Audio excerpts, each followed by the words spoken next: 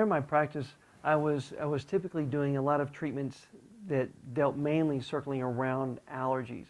Got to be where we were known as that allergy clinic.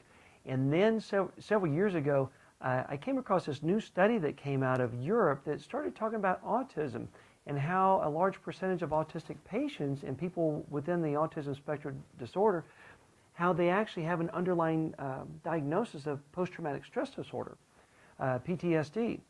And it really caught my ear because I didn't consider myself to be an autism specialist at the time.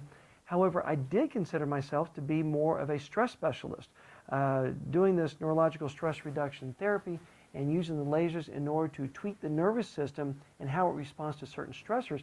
I thought, if that study is accurate, then I should be able to help these kids. And so I went on this quest, and I started to invite kids with autism in my practice. And I started off doing it at no charge because I wanted to see for myself exactly what this laser was capable of. Being able to get a child with autism, something where the whole family is they've just come to accept that this is their new normal. This is the way their life is going to be.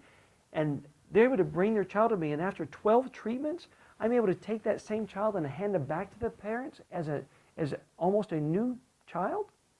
That's life-changing.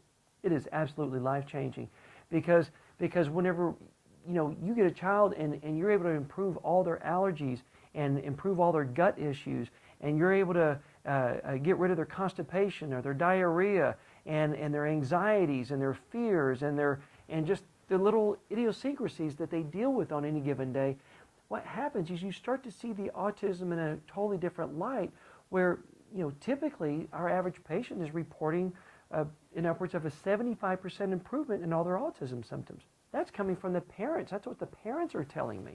And so being able to hand that same child back to the parent and seeing that look in the parent eye, in the mom's eye, when their child looks at them and they're like, okay, Johnny's home, where he's back. I can talk to him. I can visit with him. I can joke with him. I can play with him.